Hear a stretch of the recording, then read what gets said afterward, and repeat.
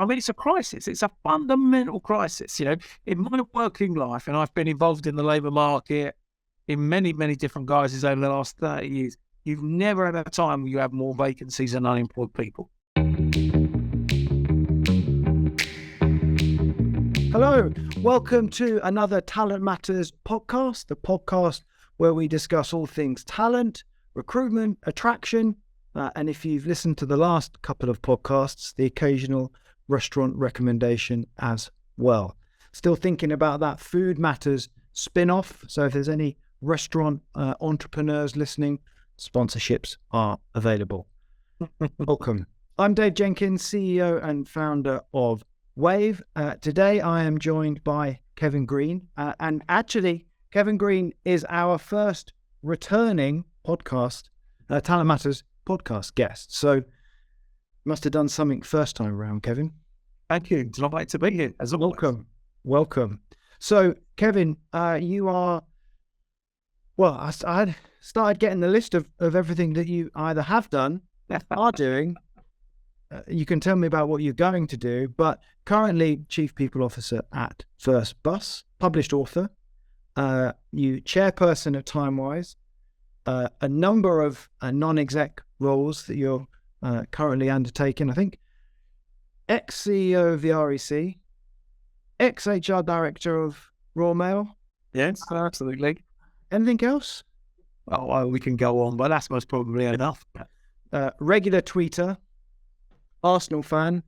Delighted at the moment. I thought it was going very well. Yeah, as good as it's been in 20 years, actually. So I'm still scarred a little bit by, I think, 1980, 89, I think it was, when Liverpool lost in the last minute. But there we go. Let's not talk about that. Let's talk about now. I mean, you have got fingers in all sorts of pies, as I've just discussed, which makes you the perfect guest on Talent Matters. So thanks very much for coming on. Really, really keen to hear what you've got to say about the world as it is. So thanks very much for coming on. How you feeling? All good? I'm feeling good. I'm looking forward to the conversation. And do you want me to start? I can start anywhere, Dave. I mean, I feel it's always best to go macro, isn't it? Let's start right at the top. So let's talk about the economy. And clearly we've got a budget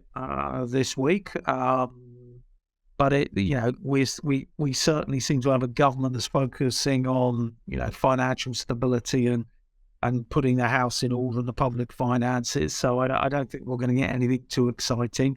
I think there will be some changes in rules around pensions and things like that to encourage people to back into the labour market, particularly people in their over 50s. I think there is talk about occupation shortage lists being changed to allow some people potentially in construction and hospitality possibly, so make it easier to get talent and skills and labour from overseas. So I think the government are going to talk about and are recognising the toughness in our labour market at the moment, in that employers are struggling. Unemployment's still at incredibly low levels, vacancies at record high levels. So I think we've got a labour market which is incredibly tight. If you go back to the sort of economy, I don't think we're going to have much of a recession. I think the economy is certainly slowed, and the labour market has slowed in terms of that post-COVID bump that we got. But as you sort of look forward, I talk about this quite a lot, but I do think that most employers are struggling with one or two areas of shortage. Now, 3 different types of shortage. One's a labour shortage, another a skill shortage, and a third a talent shortage. And for me, the difference is a labour shortage is jobs where you don't need people to have previous skills and experience and qualifications. You can train them in the job. Coffee shop barista. You hire someone, they start. You teach them about the till. You teach them about how to make a great coffee. You teach them about the stuff in the glass cabinets. And within a week, they can be confident. Within 2 weeks, they can be a high performer. So, and there's loads of jobs in manufacturing, agriculture, contact centres. So lots of jobs where, and obviously hospitality. So a lot of places where we're just looking for people with the right work ethic to turn up and want to do the jobs, and we'll give them the skills. And that's a labour shortage. A skill shortage is more pronounced and is perhaps much more longer term. And it's an area, there's a very clear definition of a skill shortage. It's where we have not enough people in the labour market to fill the jobs that are available with the right experience. But do you mean the skilled baristas in that? Yeah, so I mean, the obvious. So when I started at the REC all those years ago, 2008, we had 3 or 4 areas of skill shortage, which are still there. So you had digital, you had IT, a range of different IT capabilities. You had engineering, both software, but also every kind of discipline of engineering. And you also had some sort of stuff around finance as well. So you had digital, marketing. So they were areas where you just looked at the labour market and you could see we had more vacancies and total jobs available than the people that had that skills and experience in the labour market. And when I left the REC, that number was up in the 40s and 50s. It's now up in the 60s. So what you've got is more and more areas where you just haven't got enough people with the right skills in the labour market. And then the third area is talent. And talent to me is skill plus. So, you've got to put your heart, you want a financial control, you want a great HR person, a great salesperson, but what you're really looking for is they are change orientated. They can live with change, they can manage change, they can deliver change, that they think strategically but can roll their sleeves up and make something happen. And then thirdly, that they have the ability to motivate and inspire others. Now, when you look at most employers, and I spend a lot of time talking to HR directors, and then if I look at my own business, First Bus, we've got all 3 at play. So I've got a labour shortage with drivers, I've got a skill shortage with engineers, and I've got talent shortages in many of the head offices. So what that means is we are just having to work that much harder on both retention and attraction and hiring people. So we are having to do a lot of things to make sure we've got the right people in our organisation for us to be successful. And the point is, First Bus isn't alone. I think that, most employers are struggling with at least 1, if not 2 of those. And that's why the government is starting to think about how can it help? Because that's a constraint on growth. That's a constraint on our businesses being able to deliver what they need to do to their customers. And is this just a, the combination of Brexit and COVID, which is what everybody, that seems to be the first thing that gets talked about all the time. We haven't got enough people because of Brexit. We haven't got enough people because of COVID. And then the two together is a double whammy. Is it as just straightforward as that? I think those two things have exacerbated a deep-seated problem that was already there. We already had a very tight labour market going into COVID. Brexit hadn't really played out. And as we've come out of Brexit, then you've got the double whammy of it's a tight labour market. We haven't got any immigration really to speak of, certainly low skilled in the labour market, the labour shortage area. It's having a profound effect. So you talk to employers in all those areas that I talked about before, and they just cannot find the people to do the jobs they have available.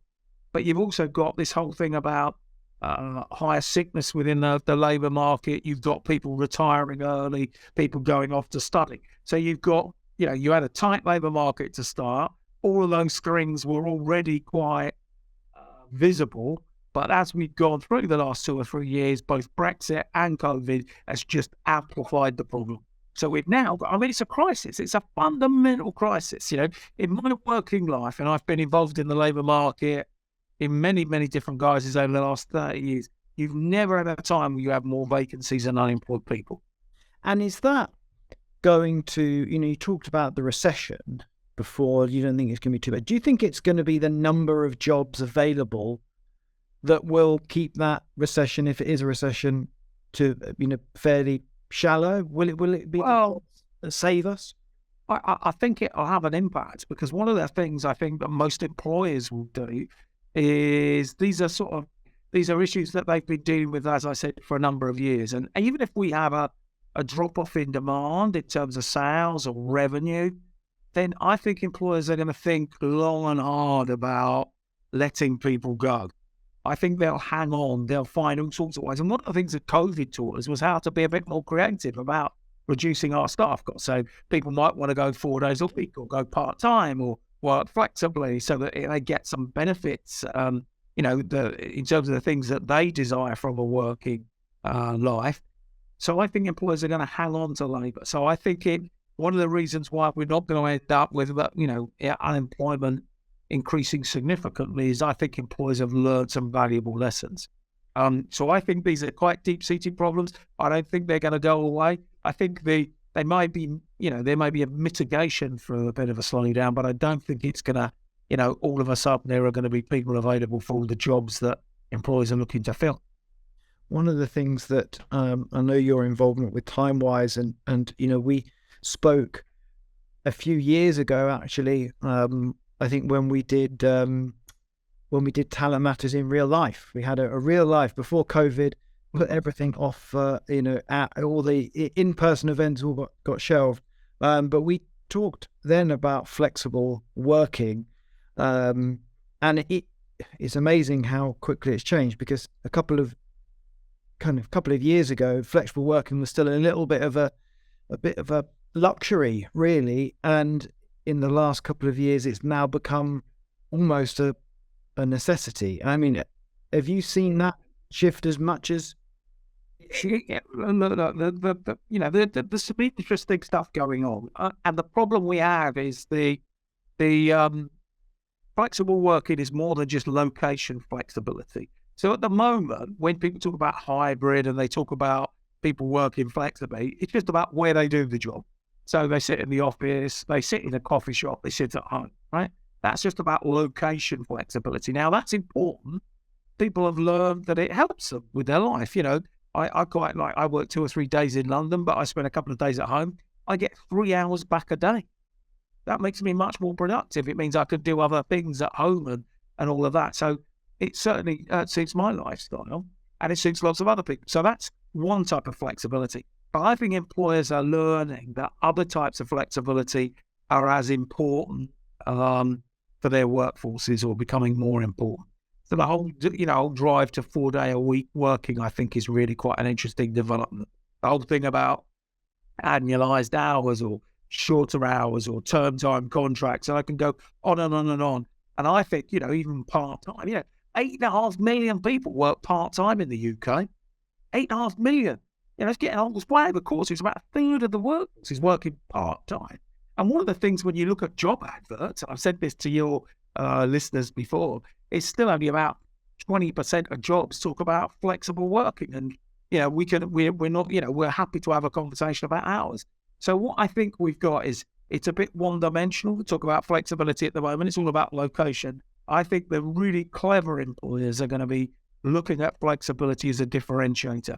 If you've got labour skill and talent shortages, we know candidates are really interested in this. So I think you've got to think about it right at the top of your sort of people strategy, and be very clear about when you're advertising or marketing roles about they can be done flexibly.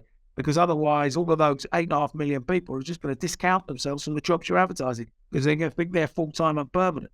So we also have 1.5 million people that work, as temps, contractors.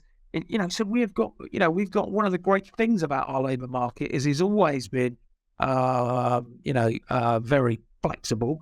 But I think the point is it's going to become even more so, because employers are going to have to use it as a key differentiator to attract people to their organisation rather than to a competitor.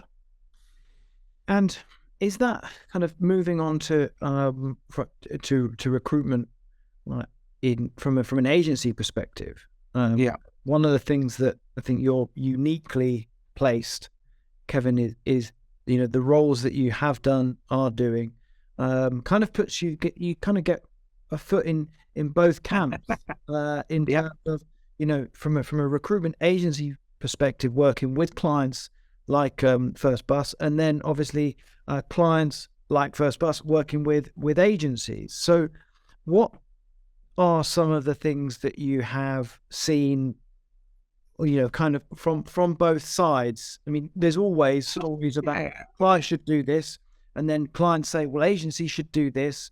what are some of the key things that you have picked up from having a foot in both camps?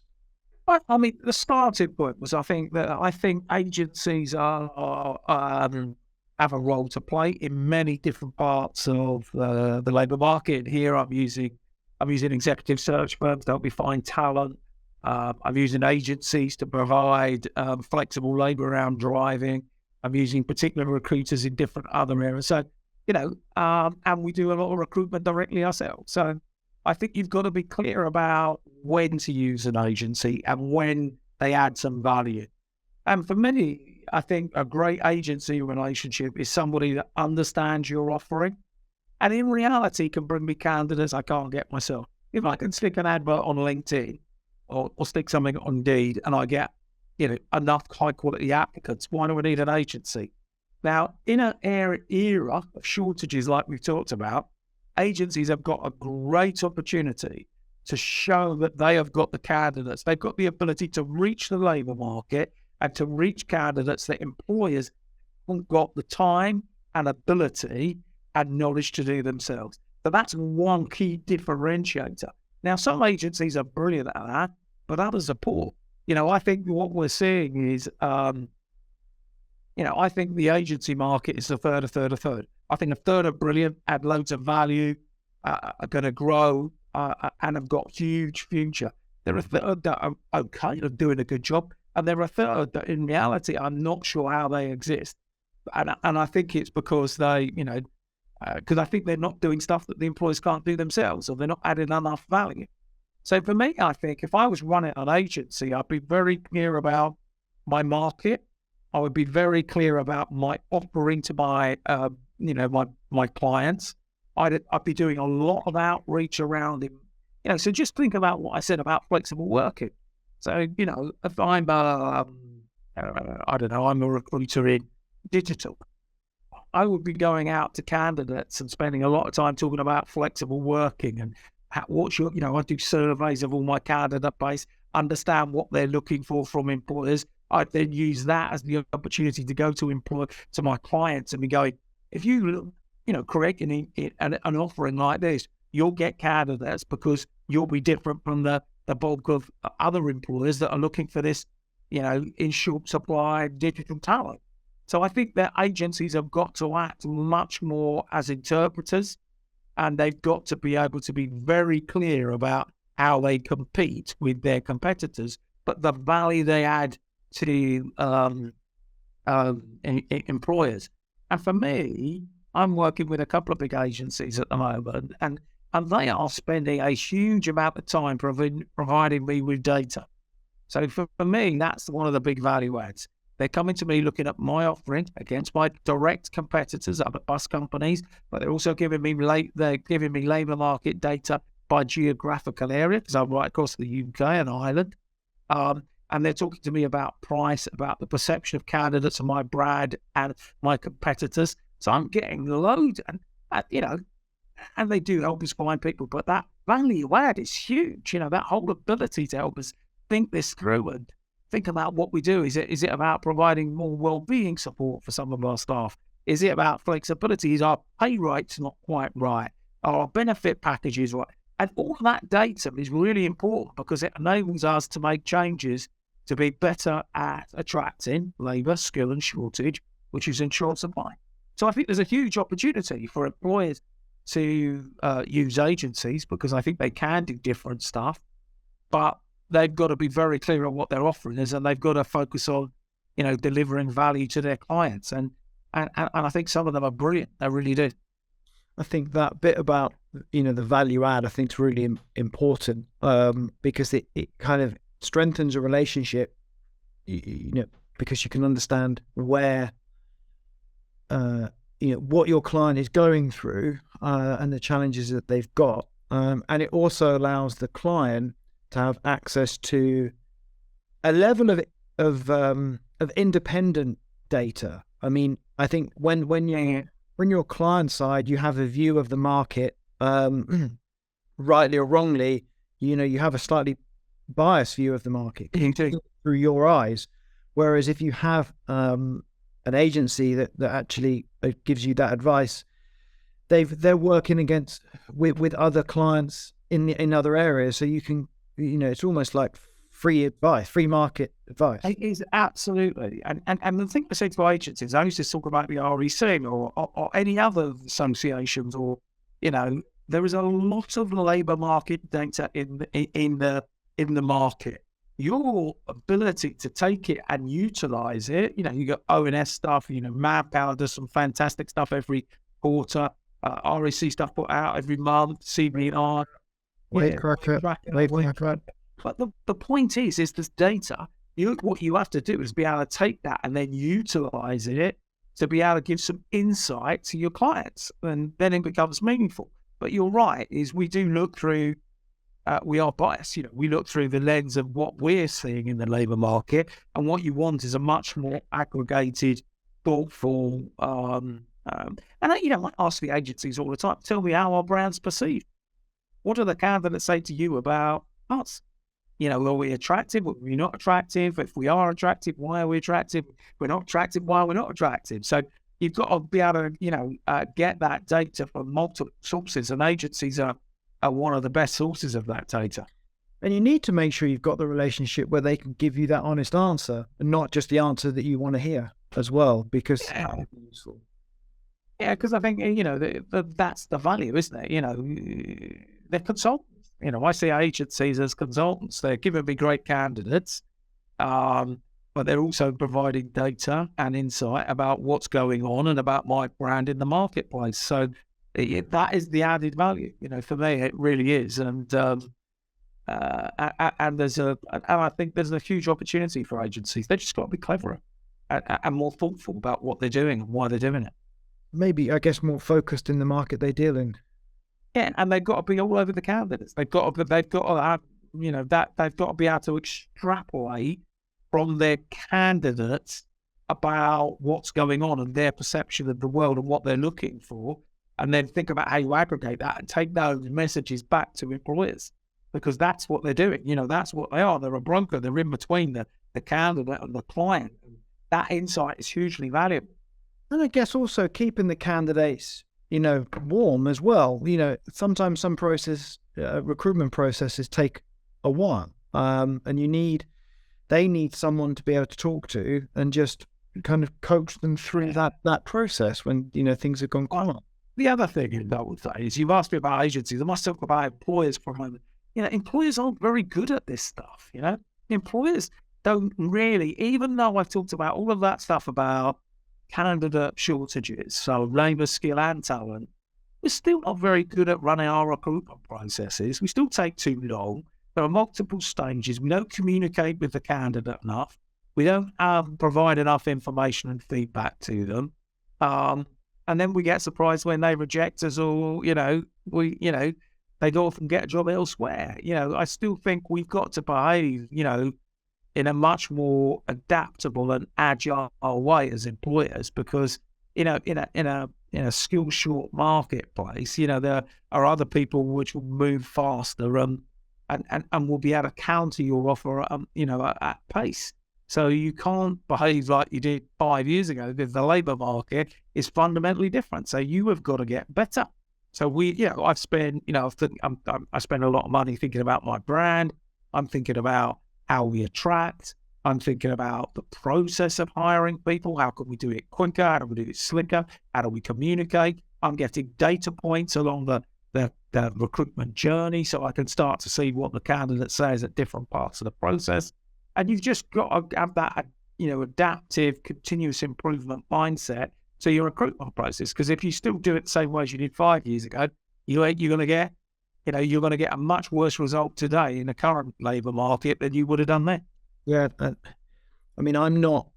a bit out of the loop with ATSs and systems like that. But from memory, a lot of them were built at a time when you're trying to deal with volume candidates and push them through a system, rather than actually nurture them and kind of keep them warm and kind of encourage them throughout the process. So again, another opportunity for agencies to be able to work with those candidates to keep them involved in the mix. Because if they're not, like you said, they'll just drift off and get offered the better the candidate, the quicker the offers will come, I guess. And Yeah. don't want to hire just the person who made it through the process, rather than actually hiring the best person. So we are absolutely flying through this, and we are close to the end, Kevin. We've flown through lots of really, really good stuff there. Hope everyone listening has found that useful. As is tradition now, this is where the restaurant recommendation may come in. But my final question is around: you're entertaining, or you're taking people out. If you're entertaining, what you're cooking. If you take them out, where are you taking them out to? Well, if I'm entertaining, I'm very dependent on my wife. I'm not a great cook. I've never spent time developing my skill and practicing enough. So my wife's good at she's got many dishes, but I like restaurants a lot. I'm a big curry fan, and I suppose I've got access to central London. So 3 restaurants I'd recommend. Vishwami on Regent Street. I think it's the oldest curry house in London. Fantastic. Chutney Mary's, which I now think it used to be in Chelsea, but has now moved up to St James's. And last but not least, the Cinnamon Club, which is sort of south of the river, isn't it? Near Parliament, actually. Someone can't think it's St Peter Street, something like that. So they're 3 of my favourites, but I love something a bit interesting. I do like taste. I like spice. So I'd be going for a really high quality Indian restaurant, some kind of fusion or something which is a bit different. Not your bog standard, curry house that you find on every high street. And there are many of them now, certainly in London, but in many of the other cities around the UK. That is brilliant. Not just one restaurant, but 3. Well, I would have to get onto them for sponsorship. There's 3 lots of sponsorship coming in there, so that's great. And it doesn't sound like those places will just serve up any old chicken korma either. So. No, they're all very good. I mean, the Cinnamon Club's really interesting, but the Vishwami I like a lot as well. Wow. Anyone listening or watching, if you've been there, then please do comment and share, and let's make Food Matters a thing. That's the spin-off from Talent Matters. Yeah, I mean, I could talk as a consumer of really, really good curries, but I'm not sure I could actually talk about how you make them. Whereas perhaps on the labour market, I can get into the granularity a bit more. We'll get a chef on. That sounds great. That sounds good. Maybe we'll do that. Brilliant, Kevin. Thank you so very much for that. That was really, really useful. Really, really good stuff. Hope everybody found that of use. Certainly some good things in there that you can move forward with. Please do like, share, comment, even if it's not anything to do with the restaurants. If it's in relation to actually the content prior to that, then that would be good as well. So thank you very much, Kevin. Thanks to everyone listening and watching, and please do come back soon for more Talent Matters podcast. Thanks very much. Appreciate the opportunity, Dave. Thank you very much. Thank you. Cheers. Bye-bye.